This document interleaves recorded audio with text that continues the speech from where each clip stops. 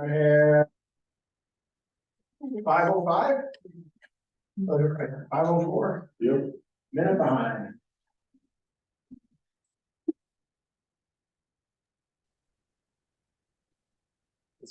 Do this part. Thank you, Lord. Well, welcome everybody to the board meeting. Couple of comments I'd like to make.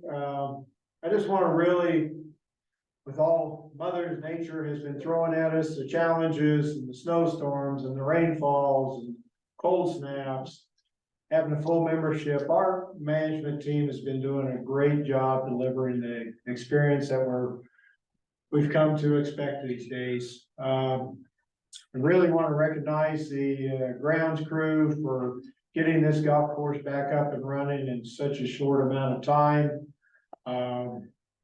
Miraculous. And it also recognized the work that's gone in to put the drainage in and pre-plan so that it could come back up. So really appreciate the work that they put into that. And for the Manor House team, putting together that Mother's Day experience, what a great experience everybody talked about. And it's just an example of how well the management team's working together and how fortunate we are to have a dedicated and such a team working here at Ferry Park. Really appreciate it. We've been asking for the last few months and years for participation by members to get involved, designing our future, helping our management team, providing them feedback and committees, sharing their talents, whatever way it works best for the members. We're seeing that. We're seeing new members step up, new members participating in committees, offering services, helping out. And particularly, I would like to congratulate the Ferry Park members that have been elected to the Metro Board and to the Water and Sewer District. Our members are making a difference in the community as well as our club. Really appreciate, we are benefiting a lot from members participating in our club. As we're talking about the mid-year and approaching mid-year, and general manager and the treasurer are going to give you some updates on the progress, not as much on the annual, but more on where we're going for the future, our strategic initiatives and our key performance targets, so that you can see the progress we're making in our long range goals. So I encourage you to kind of watch these indicators, look at them. If you have any questions, reach out. Make sure that you understand that we are planning for our future and we're executing our plans. And then lastly, I'd also like to thank each of the members that participated in the first quarterly member survey. It's a valuable tool for us to understand your satisfaction, getting the feedback to us so that we can make changes in the services that you're expecting. All the information will be available on our website, as well as we're sharing it in the board meetings. So really appreciate everybody's participation where we are so far this year. We have a caption here on the bottom that says Ferry Park Country Club wants to be a highly successful club for the long term. And with your participation and your help, we're making steps in becoming and sustaining being a successful club. I have a question online. Ted asked about the strategic plans being posted online. The strategic plan is posted online. It is under the member section, under policies and bylaws, I believe. That's where I saw this. And quarter one will be posted. Yes, so Quarter one results will be posted. Yes. when we talk about, for Ted, we're gonna review the KPIs tonight on this call, but they will be posted to the website as well as all of Nate's update on the various strategic initiatives as well. Yeah. Okay.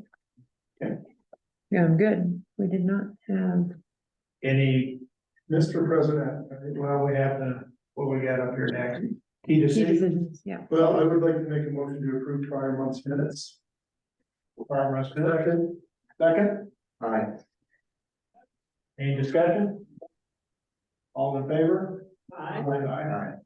Aye. All opposed? Motion passed. Okay, any key decisions? We don't have any key decisions, that were taken, between board meetings. We'll have some, motions later on this evening. So we haven't done anything? We've done nothing. We really done it well. But we did it well, good point. Okay. Long range planning, Mike? Okay. Working through long-range planning, we recognized that we had a bit of a gap in how we were approaching some of the projects out there. We felt that we needed to develop another committee, and that was a committee that was responsible for this structure right here, this building. Immediately surrounding it. We really didn't have in any of the committees a focus on the physical building, so we've created a Manor House subcommittee. And the subcommittee is really a spin-off of the House Committee, where Dakota and that group were focusing on other things other than the actual physical building, and so we needed to have without a new committee, and so we set this up as a subcommittee, but we're gonna study it, and we may decide at some point in the future that this becomes a full committee going forward that has then representation with a board member bringing it and following all the guidelines and procedures associated with full committee. So right now, it's a subcommittee. This subcommittee reports directly to long-range planning. And the makeup of that committee includes Lee Harder, who is the acting chair, Lucy Carson is vice chair. Mark Riley is the construction professional, and Mark's extremely busy, but he has given us his time to help us walk around these facilities, look at them closely, and start to understand what our needs are. So his knowledge and experience is extremely valuable. Myself really is the interface between this committee and long-range planning, and then Nate as the general manager, who gets to see and touch and feel all these items every day on a constant basis. We are looking to add additional folks. We would love to have more people. They could be people with construction knowledge or people without construction knowledge, but we just need to grow this subcommittee. We need more eyes and ears on the ground looking at not just this structure, but as we just recently determined, it also includes Max's. So, and the surrounding grounds immediately adjacent to, which is separate from the golf course grounds. So, any volunteers, anybody interested, reach out to Lee or to Lucy going forward. Talk a little bit about what the committee does. Try to provide a definition. The definition of the Manor House Subcommittee's focus includes the Manor House defined as all fixed components included but not limited to the foundations, the building envelope, total enclosure, the mechanical, electrical, and plumbing system, structural systems, architectural elements, as well as the campus, which is all site elements immediately adjacent to the Manor House, and all fixed hardwire equipment. So, like we recently did the hoods in the kitchen. Those are fixed pieces of equipment, separate from an oven or something else that is a plug-in that is not fixed but is movable equipment. So that's the definition of what the Manor House Subcommittee is. And then the House Committee is really responsible for all fixtures, furnishings, and equipment that includes movable stuff as well as plug-in equipment. So we've had to set up a definition to be sure that we don't have any voids or gaps in what we're reviewing going forward. Okay. And the responsibilities of the Manor House Subcommittee includes developing a charter for the subcommittee, and we're about 95% of the way through that. We're working on a charter so we fully understand the expectations, roles, and responsibilities. Identify project/facility needs within the Manor House and adjacent campus, then prioritize those needs, both obligatory and aspirational. What are the things we have to do, and what are the things we would like to do? Work with the general manager to scope the work and secure bids for a limited number of projects. And then when those projects exceed the capabilities or the availability of this subcommittee, recruit the LRP support for implementation of projects as needed. And then also work and assist the general manager in preparing the authorizations for expenditures, which is a requirement necessary for any project that is over $2,500. We have to submit those to the board for approval. So that's generally what the subcommittee's doing. We're excited about the focus and got a lot of work ahead of us because over the years we've put a lot of Band-Aids on this structure and it's now time to fix them and do them right going forward. So anybody who has interest or anybody who knows anybody who has interest, we'd love to hear from them going forward because we'd like to build this committee to be a little bit larger. Thanks. Thank you, Mike. Right. Finance is the next piece. I have to say it's pretty easy or simple, I don't know, to report and review the financials when we're so well ahead of budget for the first 4 months of the year, and it really sets the trend of a good year and positive things going on with the amount of income that food and beverage has brought in this year. When we go through it, we see membership is right at budget, pro shop is better. Food and beverage has become better than their budget now, and then everyone else is pretty much in line with our expenses and a little bit of savings in admin. So it's, it makes it pretty simple to be able to say, we're doing a good job. So that's great to see. Somehow you guys find other projects for me to do, but that's that's okay. Anyway, so ahead of the year, 50,000 above the budget, and then our FME count is ahead. You guys can see the amount of people in the food and beverage in the restaurant and on the course. We almost mirror exactly like we were from in the first 4 months of 2022, which is really quite impressive because we were closed all of February and a little bit of March for the restaurant side. So the merchandise is doing well in the pro shop, the food and beverage events are doing great. And like I said, we're ahead in FME. There was a question on the line that asked, Okay. why is the pro shop doing so well? Part of it is the cart sign up that came through. We sell those, you know, charge you January, February. That's part of it. Merchandise is ahead. Merchandise is ahead of budget, a little bit of fictitiously well, so big news. We'll have a cost of goods wash in May. The products that were added counted in the April inventory count, but not paid for in time. So we'll see a little balance there, but we are ahead of budget, which has been nice for shop sales as well. Yeah. Without a whole lot of good weather to support it, so good sign.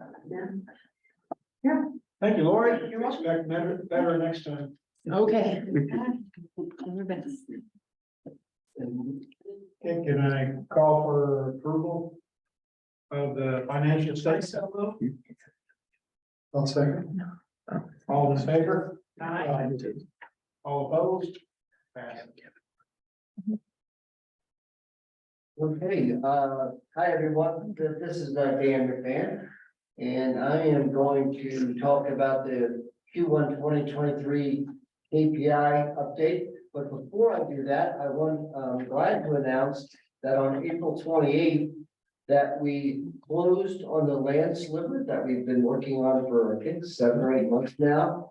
It's that little 0.2 of an acre that is behind the Ford Green and 5T. So we sold that little piece of totally unusable land to us for $35,000. The entire $35,000 is being applied to reduce our long-term loan that we have with UMB. And it's probably worth mentioning as far as now we get this big chunk of the $35K applied to that loan. But since we're pretty far into that loan, much more of our payment each month goes to principal. So to give you an idea, at the end of April last year, the balance was $535. This year is $461, and that's before we apply this $35,000. So we're making a lot of progress on knocking down the amount of that loan. Okay. Okay, with regard to the KPI updates, and that's, it's, pretty small here in the room, and it looks pretty small online. So just as we said a minute ago, that these will be posted to the website in the next couple of days. And, I will go through and focus on a couple of the highlights from this. As Lori mentioned, we're doing very well with our, the number of full member equivalents or FMEs. It's probably the single most important metric at the club. And we're well ahead of budget on that. Part of the other thing that's happened so far this year is that our resignations are below budget. In other words, we've had fewer people resign than what we budgeted for. So that actually gives us a good problem that we discussed a little bit earlier as well, is like, well, if we're approaching our cap of 315. And so we're just sort of exploring different things around that, because it's important to note that we kind of do rely on those income initiation fees to fund predominantly the capital fund, but also a small portion to the operating fund as well. The next one here is, as far as that, I apologize, that should actually be green, not yellow. We have been routinely updating our comparison with what we consider our competing area clubs. And that's by doing that, it's really helped us as far as that's how we sort of got to the series of increases that have taken us to, we're now at 15,000 for the full membership. And we've also obviously been successful selling them at that new amount. So that's been great. One of the things that's kind of an important metric for the club is what percentage of our overall operating revenue do our membership dues make up? And our target for this is 40%. We're actually at 43% in Q1. I still left this out of yellow for that, because we will fall below that as we get more into the year when our F&B operation makes up a larger percentage of our revenues.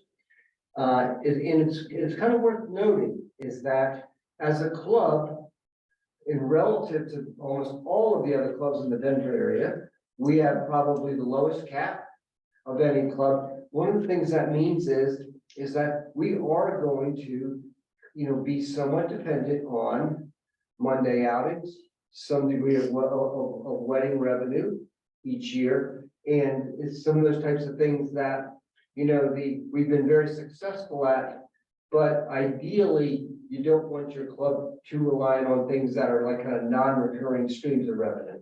Okay. So that's something that we're always keeping an eye on is that number. Let's see, next, Lori made mention of the F&B. We sort of, our measure for that is how many butts and seats do we have in the restaurant, right?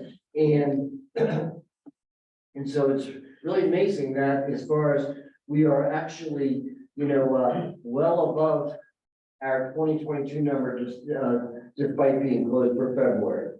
Yeah. And then finally, also, on this first slide too, the court T sheet utilization, as far as we made a bunch of changes. It's still very early in the season. Obviously, we got a lot of feedback on the 14-day period for Saturday and Sunday, which of course we have since adjusted to 12 days. Okay, Lori, if you could jump to the next one. Okay, from kind of like from a financial perspective, what our net worth, what the compound annual growth rate of that, or CAGR, the acronym for that, of club benchmarking, which you hear me refer to a lot, is probably one of the most important measure of a club's success. The target they use is for a rolling 5-year period to be above 5%. We've made great strides in this area the last couple of years. We're actually closer to 8.5%. Okay, and it's really because of the investments that we made in the club. Okay, Lori just talked about the operating surplus. I won't talk about that. next one is this is also something we talked a fair amount about. That is the property, plant and equipment ratio. We're making significant progress on that. So basically, this is our total assets less the accumulated depreciation is the numerator and the total asset is the denominator.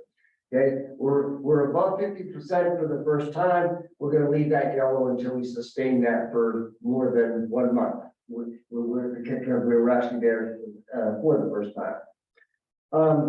Another key metric for the operation of the club is what our total payroll costs are. The reality is, we talked about it at meetings last year. We, with our eyes wide open, made several salary adjustments last year. We're very happy with our staff that we feel fortunate to have here. We want to keep them. And so the result of that is that we're actually a little bit above our target on that. We do want to keep that closer to 55 and we're at 57 right now. Okay, strategic planning, Gary mentioned as far as that we feel like, and I can say really under his leadership, that we have a very good process in place and that we're accountable for doing different things during the course of the year, and we're trying to act right now to execute on all the things that we have in our strategic plan.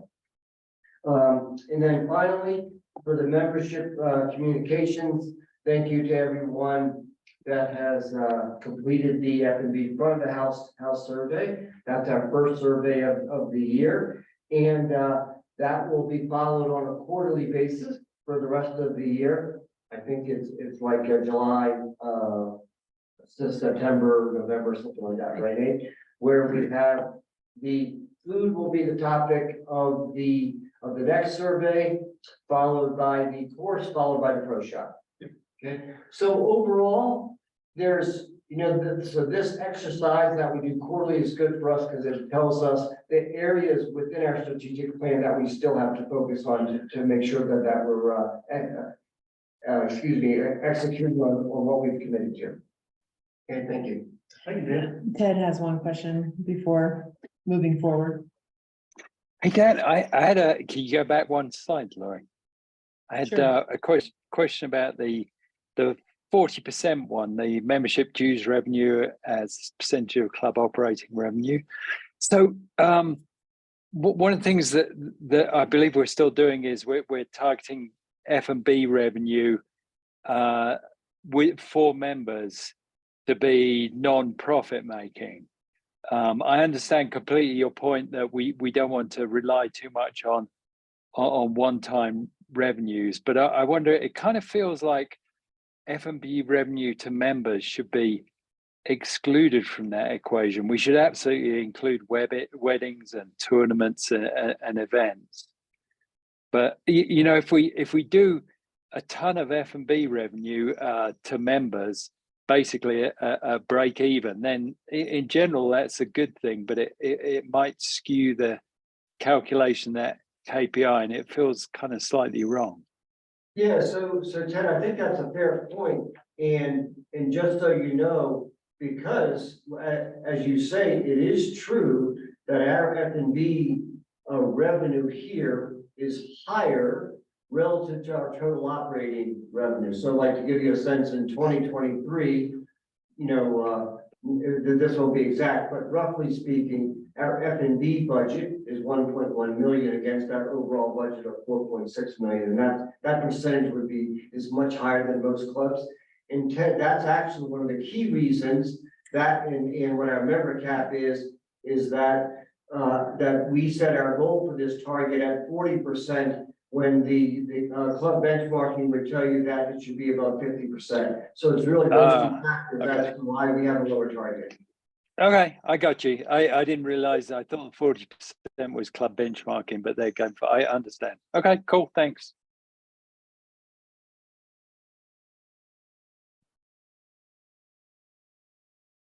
All right, hello everyone online. You're in the building.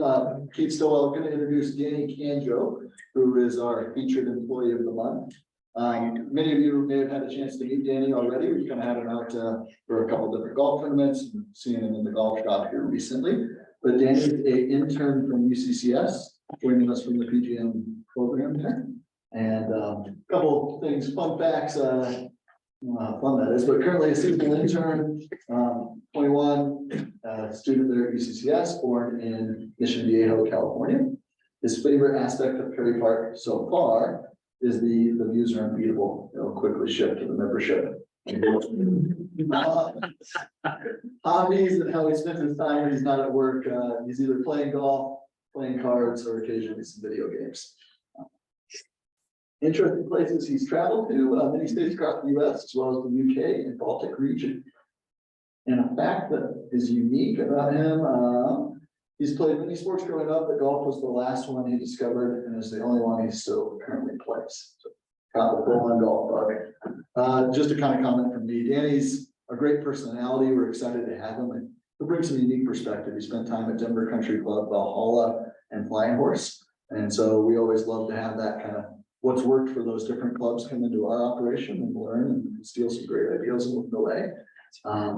And one of the unique things about Danny is kind of the culmination. I've had about a dozen different interns from UCCS throughout my career. However, this will be Cameron's real first intern that falls under his guidance as well. It'll be a culmination of our mindsets, and the intern perspective has really shifted over the years, where they used to be relatively a dime a dozen. There was a lot of them, and they were just happy to get a job and work, and they washed golf carts and kind of did whatever task you threw their way. And anymore, UCCS has 45 students, over 1,000 requests come in for those students. So if they're going to come to your facility, you need to offer an experience that's above and beyond. And there needs to be a tie that they would come to Perry Park over Holland, as an example, or Bandon Dunes, and how we can tie those relationships in. So you might see Danny doing some things that maybe don't check that box of, hey, I thought interns wash carts and stood behind the counter all day. So I'm excited to have him out there teaching clinics with you, doing golf instruction, playing golf with members, and just being part of the member engagement experience for everyone as a whole. And I think that'll be a net benefit to Perry Park, retaining interns moving forward as well. But take some time, get to know Danny over the next few months. I think you'll really appreciate his personality. And I think I'm up for a couple of slides here. So GP&H, starting first here, a few different topics that we'll talk to you about each month as we run through this, and kind of diving a little bit into what we're talking about within the GT&H committee monthly as well. So quick update on pace of play. The rounds track averaged at 4 hours and 1 minute. So we need to work on that. And one note, especially early in the season, you're really only catching data from busy days on the days where there's really no concern on the tee sheet. We have not been very good about sending out those tags. 94% of the rounds tracked were less than 4 hours. So we see that as a really nice positive number there. We're doing our handicap posting. Some of you may have gotten communication fairly recently from some of our GT&H committee about your handicap posting percentages. We have 179 members that were within the 75% posting requirement. However, that also means that there's quite a few that were not. And so you'll start to get that thoughting that we need to be a little better about our posting percentages. And a lot of that isn't a huge critical error on the member side. It's just a communication between the golf shop and maybe you misposted the date. Maybe you played 9 holes, not 18 holes. Forties really only knows what it can scrub as it runs its updates in the system. So it's trying to learn and seeing it. So there might just be some data corrections that we need on the back end. But a reminder on that in order to compete as a fair participant in the field, we require you to have 75% of your rounds posted in that period of time. A couple upcoming dates for registration. Fall Frolic registration will open on May 15th. Today. Classic registration June 5th at 8 a.m. And then so for those men that plan on participating in the classic, please note that one is one that fills up fast. That's gonna be ready to grab a tee time, ready to go. Kind of race to the draw there. The last 2 years we've been right at full, so filled, but we do anticipate with some more members and and more member participation, having a bit of a wait list there. And club championship registration opens June 19th. For everyone, that's both for the seniors as well as the men's and women's club championships. And this final little chart down here, some new data that we'll be providing to you monthly, and it's our tea time utilization report. And this is for the month of April, so a lot of April is really subjective as to how weather went. And a key highlight on that, Saturdays at, morning tea times, 56% utilization, and running through the afternoon somewhere in the mid-50s. Where Sunday was at 97% in the mornings, really just better weather days on those Sundays. So that'll start to regulate a little bit more as we get more into traditional golf season weather, and you'll see less volatility there. But as you can see, mornings are certainly our prime time. Weekends, we're going to see a whole lot more participation there, and this will start to be a little bit more, useful chart to everyone when we get into true golf season moving forward. Any questions on GTH? Maybe, let me see what this one says. Can we do a classic at another time other than 8? It competes with the Saturday time. We would hate for that. Yes. Okay, that's a fair comment. We'll look to move that to 9 and also that's conditions on that. Question, Yes, are we still suggesting that paper scorecards be put in the box downstairs so that they can be reviewed? no. I haven't done it in ages. I don't think we do. No, we won't be reviewing those. Maybe touch on as much, I may have asked as far as, maybe just to kind of reiterate perhaps as far as the why it's helpful to you in GTNH for people to post their individual scores by everyone. Yep, thank you, Dan. So you will see kind of throughout the year, as we've already have, encourage you to post your scores hole by hole. And what we're looking to do there is collect data so we can reevaluate the whole rankings essentially out there, especially with our new 18th hole, that'll be relevant as that's a completely different golf hole than it was before. But really just making sure that we're appropriately ranking the handicaps. So that'll be GTNH's project over the off season of 23-24 to come up with new hole by hole rankings. Thank you, Dan. I'm gonna hang right here for G and G's slide for you. Okay, I'm taking it. Yep. So Jason is not feeling well, didn't want to be in a room with everybody. He's been at work, but kind of trying to stay away from people. So a couple of things, it's been very rainy. 6 inches in the last 7 days, and then that obviously presents some challenges for Jason and his team. I think they've handled that very well. I think we're all very fortunate that Jason's a highly competent superintendent and is willing to relax those cart path statuses a little earlier than we might see from some other clubs, and that's a net positive for everybody. We've seen a little resurgence from some of the winter kill areas as we got a little heat going. Certainly some natural moisture helped with that as well. Those spots are starting to really bounce back. You can see it on 10 fairway, just from the clubhouse view, really starting to come back into form. His team's been in full maintenance mode. They're mow and go every morning, getting ready for each day. And that's a big undertaking in itself with, the 18 Island project still going on, trying to get hole 18 open and ready to go. So there's been a lot on their plate. They've been doing a really good job with that. I think one note, when it rains that much, they miss out on some maintenance days as well. So kind of puts him behind the 8 ball. So you'll see them working hard to play catch up for missing out on 4 or 5 critical work days as well. Annual flowers will be planted at the end of the month. And staffing, he still has a couple positions that he's looking to fill, a few seasonal staff members that we'd like to add to his team. And then you may have seen dirt being added to the island throughout the day today. So that is for the shaping of the kind of contours around the wedge area. Next process in that is start the shaping process, drainage, irrigation, sodding the wedge area, some concrete work, and then seeding of the putting green to get that grown and established. And the best news of all of this is hole 18 will open on Saturday. So Wow. we've got an 18-hole golf course. We're very excited for that. One note from Jason's perspective on hole 18. It's a new golf hole, and that turf's not going to be to the quality that you would love to see it. ready to play. However, we also want to have an 18-hole ready for a golf season. So we'll see some cart restrictions there, especially on the hill where they've done all that sod work and some limitations just to get that really up and running and ready to go for the year. Any questions? Yes. All right. See what I can do. Are we going to reimpose number of cart restrictions per tee time? That's correct. So the policy has always been 2 carts per tee time. So it's 1 cart for a twosome, 2 for a threesome or foursome. That's always been the case. Something that we actively try to manage with our rental fleet. However, we need members' participation with their own private homes.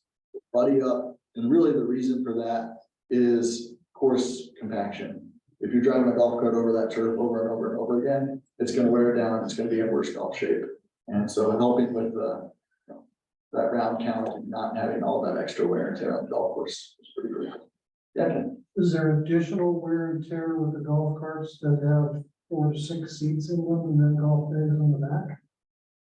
There's extra weight and then, yeah, I suppose that's still gonna play a role. We're seeing golf carts get lighter, overall. The more modern golf carts are much lighter than the older ones, which all of our, some carts have 8 batteries versus the lithium, as light goes up quite a bit. So I think there's probably a little balancing of that of the new modern big golf carts with the lithium battery pack, probably equal out a little bit. There's no doubt the heavier the cart, the more the compaction is gonna be and the harder that is, I'm sure.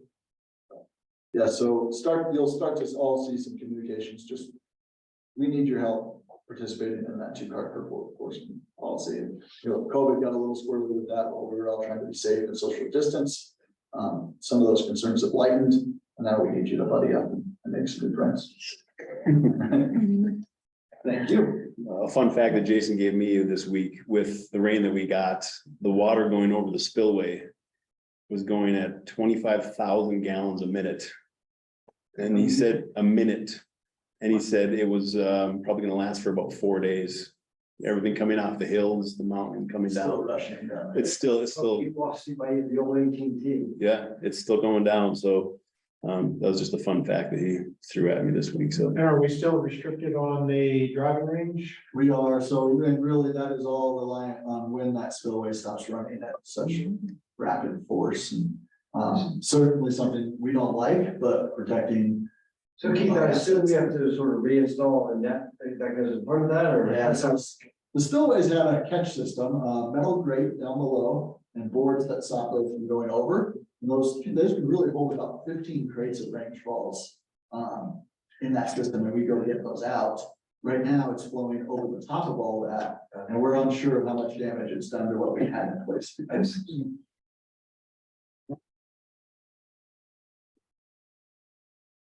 Hey everyone, it's Lana here. About membership.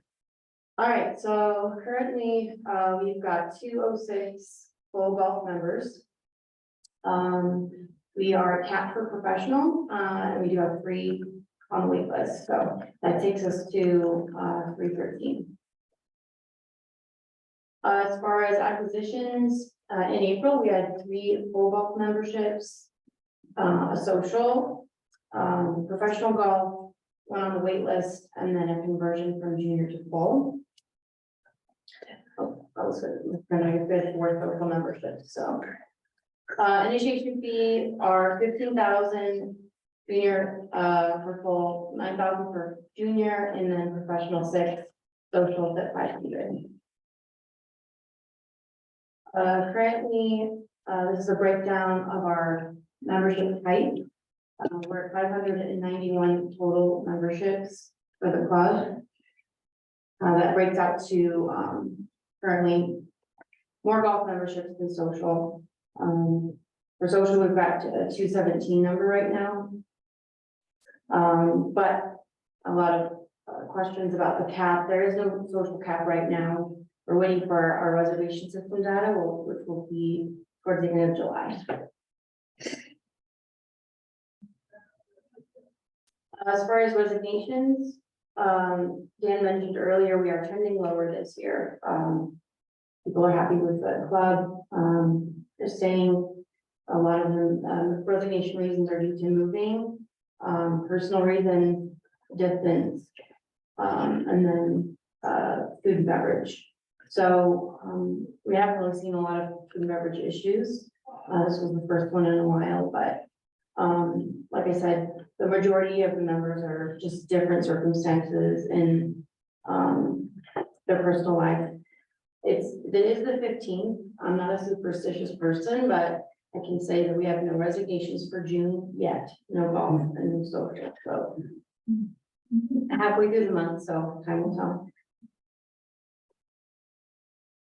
As far as our resignation percentage, we are trending lower for the year, quite a bit lower than last year. Last year at the same time, we had 9 resignations, this year we had 6. That's total resignations, including social. We also like to thank members who have been recommending their club to their friends and their family. We do have a referral that I'll talk about in the next slide. And then we also like to welcome our new members on the right. We're updating the whole by whole on the website, so getting some new footage with the drone that we have and partner with some new companies. We're doing more live action shots at the golf course and the manor house for just to showcase what Prairie Park is about. We're discussing with the House Committee about the food beverage survey results. We also have an incentive program, which I mentioned. This historically has been a great program, win-win for members and current members and new members to kind of give back to each other as far as being able to help the club and gain new members, but also give our current members a kickback. So we, since we're doing so great in numbers for the club, this program isn't needed anymore, so it's gonna end this month. But if you have any friends or family who'd like to join Ball for Social, please let me know, so we can get them their referral bonus this month. I'd also like to talk about a membership topic. The membership committee recently discussed recommending that we have a junior membership cap. Currently, our membership cap is 315, and the committee recommended that we have a cap from our junior memberships just as of 10% of the club. So 10% of 315 technically is a 310.5. So we'd like to go to the board for approval. We'd like the same. Yeah, I'd like to make a motion for the board to approve a cap on junior membership as 10% of our total golf memberships. So, can I ask a question or do I have to wait for? I'll second Just need it. a second on it. I'll second it. Second, discussion? So Bob, just as it's a sort of niggling point perhaps, but as far as, so the 315 will be 31, not 32, is that correct? Yeah, 10% of the current cap. It was 31.5. Yeah, So yeah. okay, 30. Okay, thank you. Okay, all in favor? All opposed? Pass. Thanks, everyone. Yeah, Thank you.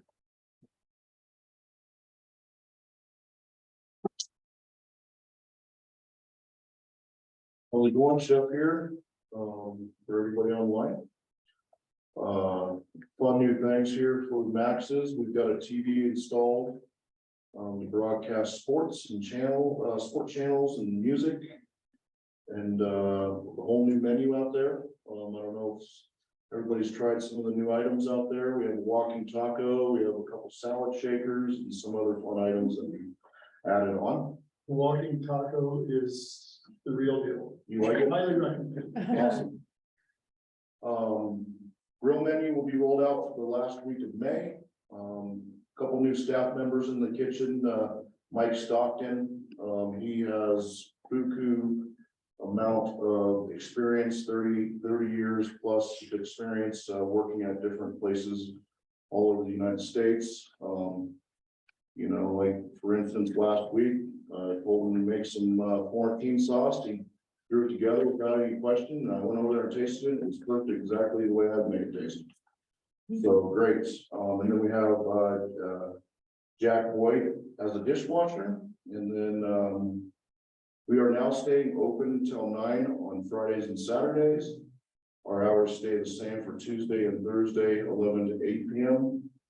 New hours for Sunday are 12 p.m. to 6 p.m. So we altered the timing on that just a little bit later in the afternoon to catch those last minute callers. And then the kitchen is dealing with a roof leak from our HVAC installers. Not sure exactly where it is, but RK is all over it and working with the phone. Kevin, anything else? I don't see. Just gonna go over some upcoming member events. We have our Denim and Diamonds event on June 17th. That's in correlation with the Women's Invitational Final Day. So we'll be open to taking reservations for that. We have a really fun group that's gonna be playing for us. It's a Western themed menu and event. So it's the Cooter Valley Playboys. They do have a couple of links on Facebook and YouTube if anyone's interested in hearing what they have to offer. So they actually played here for a wedding last year and I thought they were just amazing. So I had to get their business card and wait for the right event to pair it for an event here at Perry Park. So really looking forward to that and trying to capture as many people as possible. The music will be outdoors. We'll have the food inside the clubhouse and we'll do a club closure for that event. Our Horse Soldier Bourbon Dinner, which is next Thursday. As of today, we are on a waiting list for this event. We are at 60 people so far, which is a great turnout. From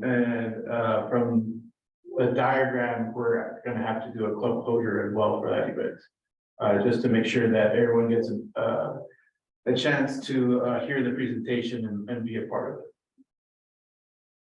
Do you want to talk at all about that presentation a little bit? Yeah, so three really cool bourbons, a straight bourbon. We have our the cask strength bourbon and also the small batch. So really unique bourbons. Will Summers will be here present.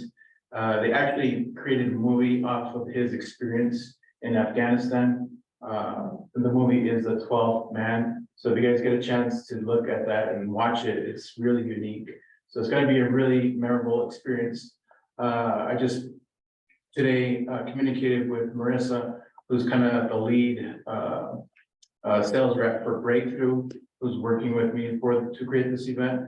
We put together some really cool placemats that have a full description of the bourbons. The meal that chef put together for it is top notch. We have a really nice ribeye that's paired as an entree or chicken breast. So we're trying to cater to everyone and make sure everyone can attend that wants to. With that as well, we have some really unique floral centerpieces and decorations for this event. So it'll be a really fun night for everybody. We have a comedy night in late June. Mike Wilson kind of presented this to me, and I kind of took the reins and ran with it. But this will be a really fun night for Perry Park as well. We'll offer a dinner for this event and some comedy, adult humor, golf-centric humor that evening. So love to see some people attend that as well. Send me some requests for seating arrangements. We'll try to mix that out for as many people as possible. Awesome. Any questions? Nothing online. Nothing online? I just say that we've had a busy first start of the year, which creates some unique challenges and opportunities. So really appreciate everyone pulling together to kind of work through all of them, and that's all we have. Yeah. Motion to adjourn. So moved. Second. All in favor? Aye. Let's go have a drink.